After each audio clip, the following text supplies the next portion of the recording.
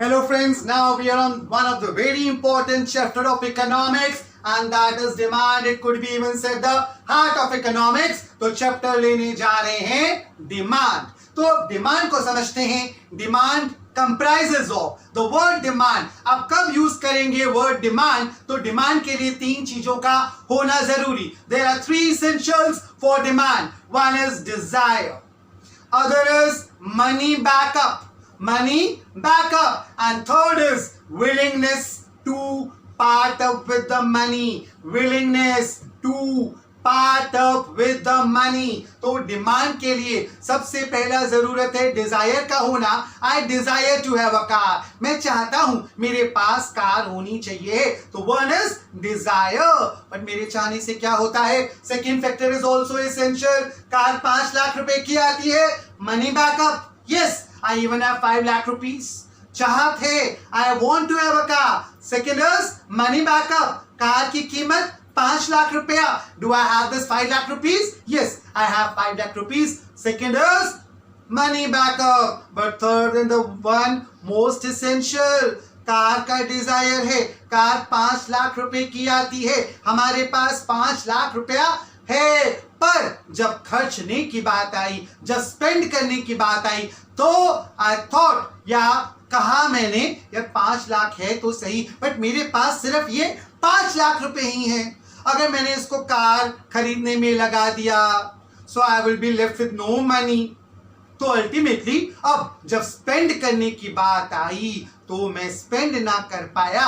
Reason could be any XYZ. तो इसको बोलते हैं willingness to part with the money. अगर डिजायर थी, डिजायर के बाद कार की डिजायर थी, 5 लाख रुपए थे, पर जब खर्च करने की बात आई तो I could very easily spend that 5 lakh rupees. मैं अपने से वो 5 लाख अलग कर पा रहा था, जिसको बोलते हैं willingness to part up with the money. तो हम बोलेंगे डिमांड, वरना वो डिमांड नहीं, वो सिर्फ डिजायर ही बन के रह जाएगी. So one the very important definition for demand is demand comprises of three main things. One is desire, second is money backup, that you should have the money at your back to purchase that particular commodity, and third is willingness to part with the money. आप में वो willingness होनी चाहिए कि आप पैसे को अपने से अलग कर पाए. अब आता है second important concept to the chapter, that is factors affecting demand. Factors affecting demand. Demand किन किन फैक्टर्स पे डिपेंड होती है? तो सबसे पहला फैक्टर आता है price of a commodity. The very first factor is price of a commodity. इसको हम P और सबसेट में X से डिनोट करते हैं. Price of a commodity definitely सबसे प्राइम फैक्टर किसी चीज को खरीदने का, किसी चीज को डिमांड करने का प्राइस ही है. सबसे पहले तो हम कमोडिटी का प्राइस ही पूछेंगे, प्राइस ही देखेंगे.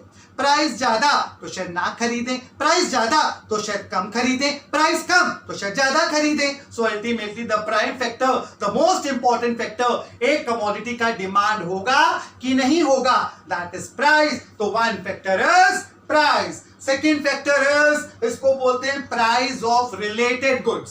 प्राइस ऑफ रिलेटेड गुड्स, और इसको हम डिनोट करते हैं P और साथ में सबसेट में छोटा सा R, PR, price of related goods. Related goods के अंदर दो आते हैं. One is substitute good, other is complementary good. One is substitute good, other is complementary good. Now what are substitute goods? Substitute goods are those goods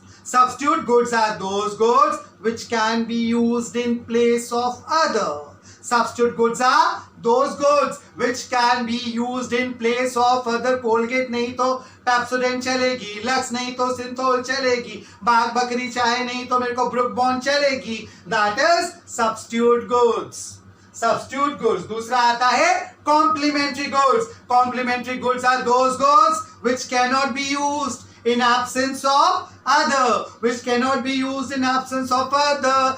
petrol नहीं तो car नहीं चलेगी, shoes है तो लेसेस चाहिए. So that is complementary good. Cannot be used in absence of other. दूसरा absent है petrol absent है तो कार नहीं, लेसेस एब्सेंट है तो जूता नहीं, so that are complementary goods. तो रिलेटेड गुड्स के अंदर हमने दो कमोडिटीज पढ़ी, one is substitute good, other is the complementary good. Third important factor is income of the buyer. Income of the buyer को डिनोट करते हैं इकोनॉमिक्स में Y से। Now what is income of a buyer? Income of a buyer के अंदर भी तीन चीजें हैं। One is normal goods. Normal goods are those goods, normal goods are those goods in economics जब आपका इनकम राइज होता है तो इनका डिमांड भी राइज होता है। इनकम बढ़ता है तो डिमांड भी बढ़ता है। इनकम बढ़ी, सैलरी बढ़ी, एसी का डिमांड बढ़ा। इनकम बढ़ी, सैलरी बढ़ी तो कार्स का डिमांड बढ़ा। तो ये है आपका नॉर्मल गुड। दूसरा होता है इसेंशियल गुड। इसेंशियल गुड्स वो गुड्स होते हैं, इसेंशियल गुड्स वो गुड्स होते हैं इनकम के राइज होने के साथ इनकी डिमांड पे कुछ फर्क नहीं पड़ता। इनकम के राइज होने से इनकी डिमांड पे कुछ फर्क नहीं पड़ता। इनकम बढ़ गई, नमक तो उतना ही लेंगे, so they are essential goods. Third is inferior goods. Inferior goods are those goods जब इनकम राइज होता है तो इनका डिमांड गिर जाता है। इनकम के बढ़ने से, सैलरी के बढ़ने से अब इनका डिमांड कम हो जाएगा। एग्जांपल है नॉन ब्रांडेड गुड्स। इनकम बढ़ेगा तो अब we will shift down to more branded good and go for less of unbranded goods. And fourth important factor is taste and preference. Taste and preference. सर्दियां आएंगी, चाय पीने का test हो जाएगा, टेस्ट बदल जाएगा।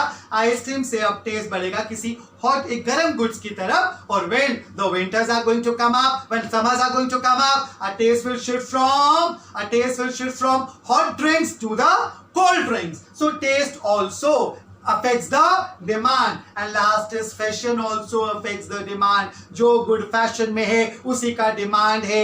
जब फैशन गया तो डिमांड भी खत्म हो जाएगा।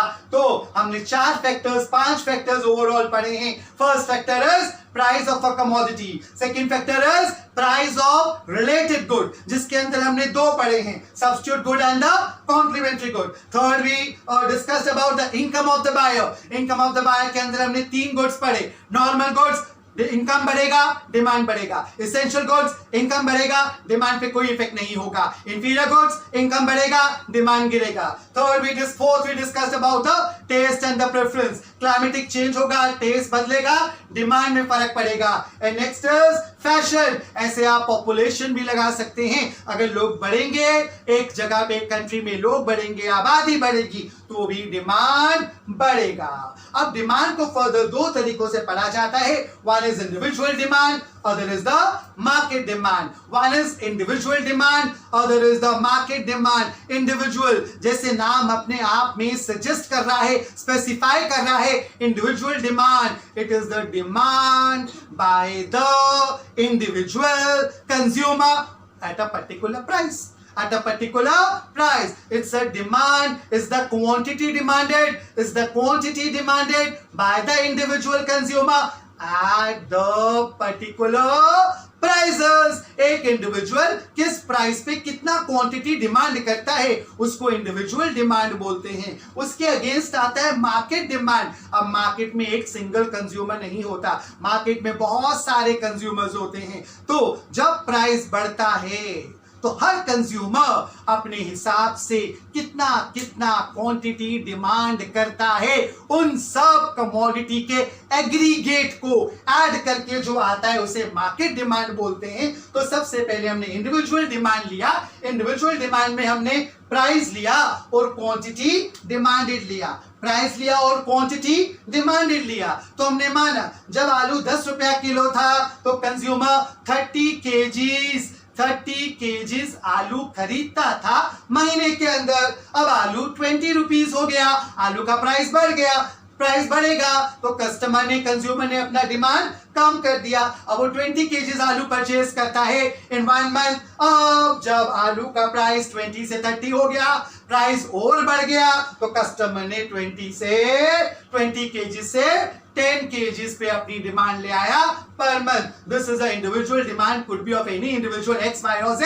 सो एक मिस्टर एक्स का ये सिनेरियो था जिसको बोलेंगे individual demand. So individual demand का ये जो हमने टेबल बनाया, जिस टेबल में हमने प्राइस और क्वांटिटी डिमांडेड दिखाया, इस तरह से टेबल बना के रिप्रेजेंट करने को डिमांड शेड्यूल कहते हैं। तो ये जो हमने बॉक्स में बनाया है, it is a demand schedule. So what is demand schedule? Demand schedule represents the quantity demanded. Demand schedule represents the quantity demanded and the price by an individual. Demand schedule represent करता है, क्या represent करता है? Prices and the quantity demanded. It's a, और इसको हम ऐसा भी बोलते हैं, what is the demand schedule? It is a tabular representation. It is a tabular का मतलब टेबल, एंड टेबल का डेफिनेशन क्या होता है? रोज एंड कॉलम्स। तो हमने बकायदा यहाँ पे रोज और कॉलम्स बनाए हैं, rows and columns. So what is a demand schedule? It is a tabular representation of price and quantity demanded by an individual. So that is individual demand. अब हम आ रहे हैं मार्केट डिमांड की तरफ। As I already discussed, market में single consumer नहीं हो सकता, मार्केट में there are multiple consumers, but अब यहाँ पे तो मल्टीपल कंज्यूमर्स हम नहीं ले सकते थे। तो मार्केट डिमांड समझाने के लिए हमने एज्यूम किया that in market there are 3 consumers A, B and C. So what is market demand? Market demand is the relationship या quantity demanded by the consumers in the market. इसको show करने के लिए जो हमने टेबल बनाया, इस टेबल को बोलेंगे demand schedule. Market demand schedule क्या बोलेंगे? Market demand schedule. Now what is market demand schedule? तो क्या बोलेंगे? Market demand schedule is a tabular मतलब टेबल बना के, टैबुलर रिप्रेजेंटेशन मतलब दिखाना। सो एक टेबल बना के रिप्रेजेंट किया। So market demand schedule is a tabular representation of price and quantity demanded by the various consumers in the market. Quantity demanded by the various consumers in the market. यहाँ पे हमने कैसा लिया? यहाँ पे हमने प्राइस लिया। Price was 10. So when the price was 10, A demanded 30 kgs, B demanded 40 kgs, C demanded 50 kgs. When the price rise up from 10 to 20, जब प्राइस 10 से 20 हो गया, A क्योंकि प्राइस तो बढ़ा है तो डिमांड कम किया।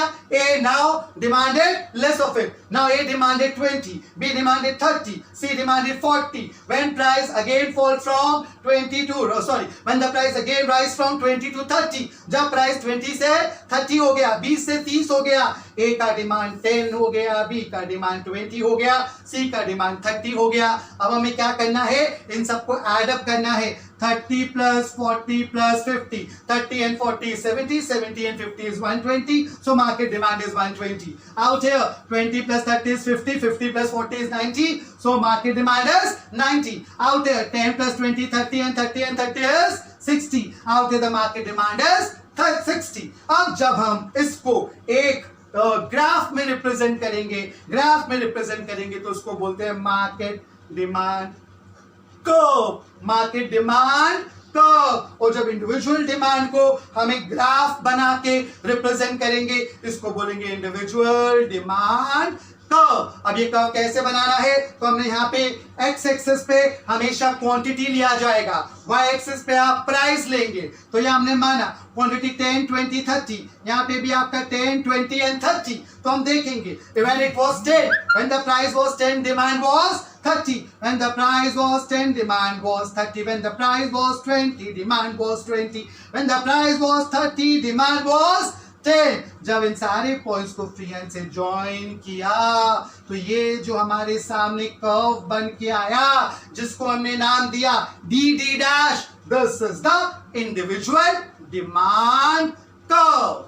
ऐसे ही मार्केट डिमांड कर्व के लिए अब सारे ए का, बी का, सी का एक ही कर्व के अंदर और बाद में मार्केट का रिप्रेजेंट करेंगे तो हमारे सामने आएगा डिमांड कर्व। और यहीं पे डिमांड कर्व का डेफिनेशन आएगा।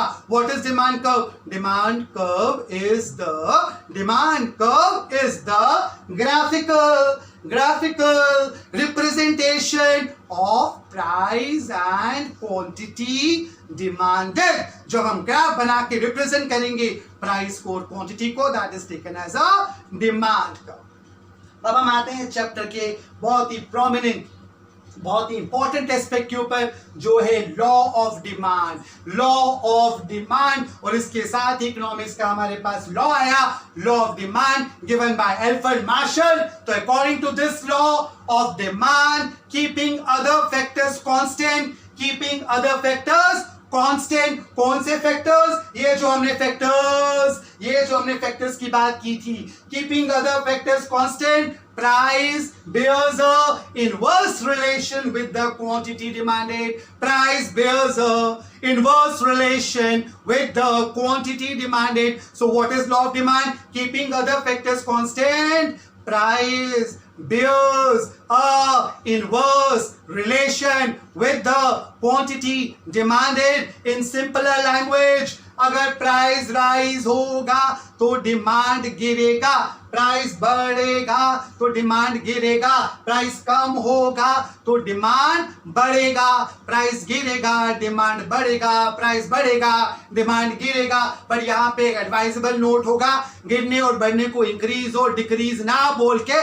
राइज और फॉल बोलिएगा, rise and fall. So when price rises demand falls and vice versa. This is law of demand. अब इस लॉ ऑफ डिमांड को फिर हमने एक शेड्यूल बना के समझाया, एक टेबल बना के समझाया। ये जो टेबल बना के रिप्रेजेंट किया, this is a demand schedule. Because what is demand schedule? It is a tabular representation of price and quantity demanded, जहां पे हमने प्राइस लिया 10, 20, 30, 10, 20, 30 और क्वांटिटी भी बहुत सिंपल टर्म्स में आप ले सकते हैं। क्वांटिटी आप बड़े सिंपल टर्म्स में ले लीजिएगा, एकदम रिवर्स 30, 20, 10। तो प्राइस लीजिए 10, 20, 30, क्वांटिटी 30, 20 एंड 10। टेबल बना के शो किया, table and notified you.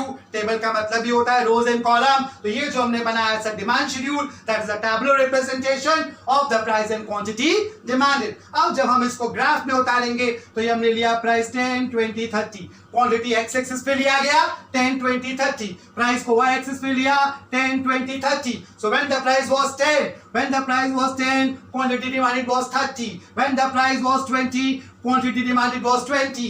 When the price was 10, quantity demanded was also 10. ये हमारे पास 3 पॉइंट्स आए।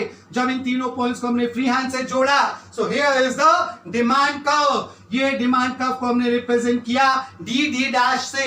This is a demand curve, this is a demand curve. So what is demand curve? It is the graphical representation of price and quantity demanded. पर जब भी कोई economics में law आएगा, law के साथ दो चीजें आएंगी। One is assumption, other is exception. One is assumption, other is exception, because हमारे लॉ साइंस के लॉस की तरह इतने एग्जैक्ट नहीं है। तो जब हम लॉ किसी को बताते हैं, साथ में एक्सेप्शन भी बता देते हैं। एक्सेप्शन का मतलब भैया लॉ है, बिल्कुल बढ़िया लॉ है, एकदम बढ़िया लॉ है, बट ये भी कुछ ध्यान में रखना, एक्सेप्शन यहाँ पे लॉ मत अप्लाई करना, पहले बोल देते हैं। यहाँ पे लॉ अप्लाई करोगे, लॉ लगेगा नहीं, लॉ फेल हो जाएगा, फिर मत बोलना लॉ गलत था, यहाँ एक्सेप्शन है, इधर लॉ मत अप्लाई कीजिएगा। तो इस लॉ के एक्सेप्शंस हैं good of necessity, goods of necessity. नमक का प्राइस आप कितना भी बढ़ा दे, मैं उतना ही खरीदूंगा। नमक बहुत सस्ता हो जाएगा तो दाल में ज्यादा नमक नहीं डालेंगे। So goods of necessity. ऐसी होता है essential goods, essential good medicine. अगर आपको क्रोसिन का फ्री ऑफर है तो आप 5 क्रोसिन नहीं खा जाएंगे, तो जितना रिक्वायर्ड है, जितना डॉक्टर ने प्रिस्क्राइब किया है उतना ही लेंगे। एक्सेप्शन है तो इसके कम प्राइस हो जाने से कोई दवाई ज्यादा नहीं खरीदेगा, नमक का सस्ता हो जाने से नमक ज्यादा नहीं खाएंगे। ऐसी एक आता है given goods. Given goods basically is a name given to the goods under the professor given. तो गिवन गुड्स वो गुड्स होते हैं जिनकी जब प्राइस गिर जाती है, जब प्राइस गिर जाती है तो इनकी डिमांड भी गिर जाती है। प्राइस गिरते साथ इनकी डिमांड गिर जाती है, इसलिए लॉ ऑफ डिमांड को नहीं मानते। They are also taken as exception to law of demand. ऐसे ही आता है goods of prestige. Goods of prestige वो गुड्स होते हैं प्रेस्टीज, गुड्स ऑफ प्रेस्टीज जैसे अपने आप में वर्ड है, अपने आप में वर्ड ही प्रेस्टीज है।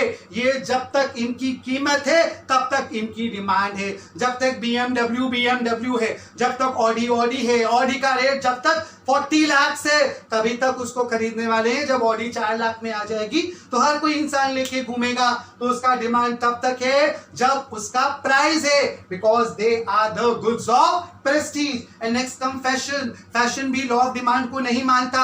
जब गुड फैशन में है तभी उसका डिमांड है, जब फैशन ही नहीं रहेगा तो लोग खरीदेंगे नहीं, भले उसकी प्राइस कम हो जाए। तो ये हमने पढ़े 4-5 exceptions to law of demand. एक पढ़ा गुड्स ऑफ नेसेसिटी, दूसरा पढ़ा इसेंशियल गुड, थर्ड पढ़ा गिवन गुड्स, फोर्थ पढ़ा गुड्स ऑफ प्रेस्टीज और फिफ्थ पढ़ा goods which are in the fashion. अब आगे हम बात करेंगे, जहां पे भी हमने लॉ ऑफ डिमांड कर्व बनाया, इधर हमने कर्व बना के देखा, इधर हमने कर्व बना के देखा। ये कर्व हमेशा ऐसा आता है, always negative sloping, always downward sloping. तो क्वेश्चन आपसे पूछता है, very important question, why demand curve slope downward, why demand curve slope downward. तो हम बोलेंगे yes, demand curve slope downward. Demand curve हमेशा उसका नेगेटिव स्लोप होगा, डाउनवर्ड स्लोप होगा, ऊपर से नीचे आएगा। And there are two basic reason, one is income effect, other is substitution effect. One is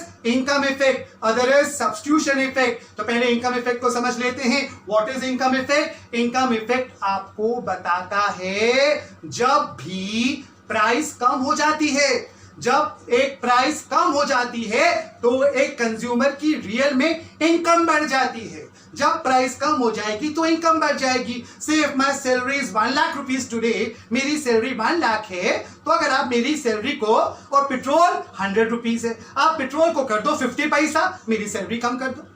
petrol 50 पैसा कर दो, मेरी सैलरी कम कर दो। तो प्राइस का सैलरी के साथ, प्राइस का इनकम के साथ एक रिश्ता है जिसको इनकम इफेक्ट कहते हैं। मतलब जब प्राइसेस कम हो जाती है तो रियलिटी में इंसान की इनकम बढ़ जाती है, बिकॉज अब वो उसी प्राइस में, उसी इनकम में ज्यादा खरीद पाता है। So when the price falls, real income of a consumer increases. Real income increase हो जाती है, क्योंकि रियल इनकम इंक्रीज हो जाती है, इसलिए गिरती हुई प्राइसेस पे, कम प्राइसेस पे वो ज्यादा डिमांड करता है।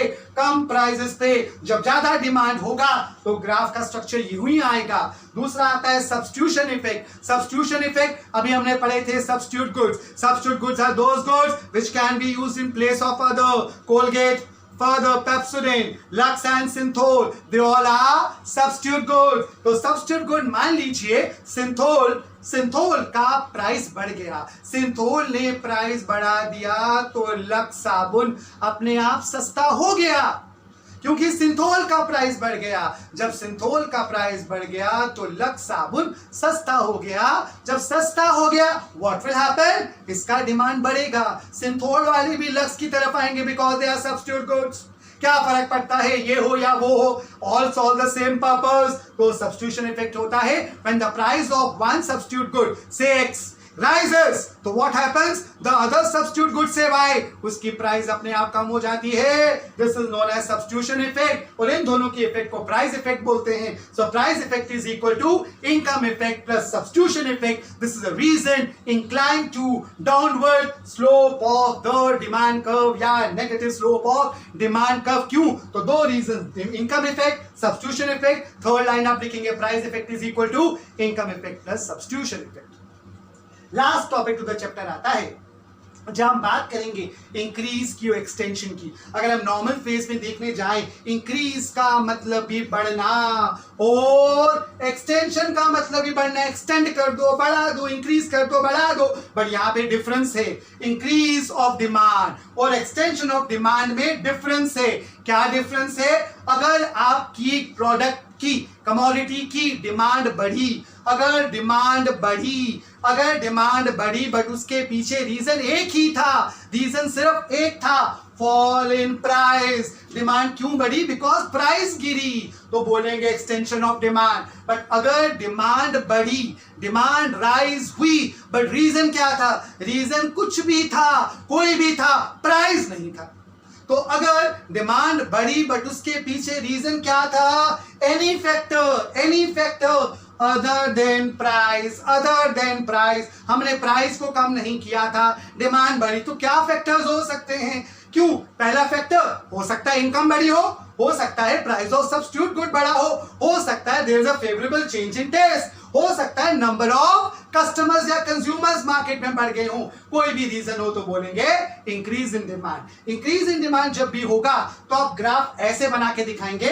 ये जो हमने बनाया this is the original demand curve, downward sloping होता है, डाउनवर्ड स्लोपिंग दिखाया गया। जब इंक्रीज होगा तो ये एरो ऊपर राइटवर्ड शिफ्ट हो जाएगा, जो हमने डॉटेड लाइन से दिखाया, तो डॉटेड लाइन से ये यहां आ जाएगा, इसको बोलेंगे जब शिफ्ट होगा, ये शिफ्ट हो गया यहां से यहां आ गया, इसको बोलेंगे राइटवर्ड शिफ्ट इन डिमांड। क्या हुआ इंक्रीज में? Rightward shift in demand. और एक्सटेंशन में क्या होता है? ग्राफ शिफ्ट नहीं होता, ग्राफ वहीं के वहीं घूमता रहता है, जिसको बोलते हैं movement along the demand curve। और एरो नीचे को आएगा, ये आपको बिल्कुल ध्यान में रखना है। ऐसे ही आता है डिक्रीज और कॉन्ट्रैक्शन। इंग्लिश में देखा जाए डिक्रीज का मतलब भी कम होना, कॉन्ट्रैक्ट का मतलब भी सिमट जाना, कम होना। तो अगर डिमांड गिरी बट उसके पीछे एक ही रीजन था, and that reason was rise in price. Demand क्यों गिरी? बिकॉज प्राइस बढ़ी, तो बोलेंगे कॉन्ट्रैक्शन ऑफ डिमांड। और अगर डिमांड गिरी बट उसके पीछे रीजन प्राइस नहीं था, प्राइस के अलावा बहुत और कोई भी फैक्टर्स अदर देन प्राइस, जैसे फॉर एग्जांपल इनकम गिरा होगा, प्राइस ऑफ सब्स्टिट्यूट गुड गिर गया होगा, कॉम्प्लीमेंट्री गुड का प्राइस बढ़ गया होगा, नंबर ऑफ कंज्यूमर्स कम हो गए होंगे। These are the basic reason for decrease in demand. अगर आप इसको माइंड में रखेंगे, डिक्रीज इन डिमांड को ग्राफ से कैसे दिखाएंगे? ग्राफिकल रिप्रेजेंटेशन होगा, ये ओरिजिनल डिमांड है, डिक्रीज होगा तो ये लेफ्टवर्ड शिफ्ट हो जाएगा, और इसके अंदर मूवमेंट होगा, बट एरो ऊपर की तरफ आएगा, यहाँ पे upward movement of the demand का होगा। और ये दोनों डिफरेंसेस को जब हम एक नाम देंगे तो इसको हम नाम दे सकते हैं शिफ्ट और मूवमेंट, शिफ्ट एंड मूवमेंट। तो अगर वो पूछे difference between increase and extension तो ऐसे, पूछे इंक्रीज डिक्रीज एंड कॉन्ट्रैक्शन तो ऐसे, और अगर वो पूछ ले difference between shift and movement, shift का मतलब ये दोनों एक साथ और मूवमेंट का मतलब ये दोनों डिफरेंस एक साथ दिखाएंगे, तो ये पूरा डिफरेंस शिफ्ट और मूवमेंट का बन जाएगा। तो कभी आपसे डिफरेंस पूछा जाता है, give the difference between shift of demand and the movement of demand, तो you have to show both extension and contraction on this side, increase and decrease on the other side, and this is the overall end to the chapter demand. Thank you.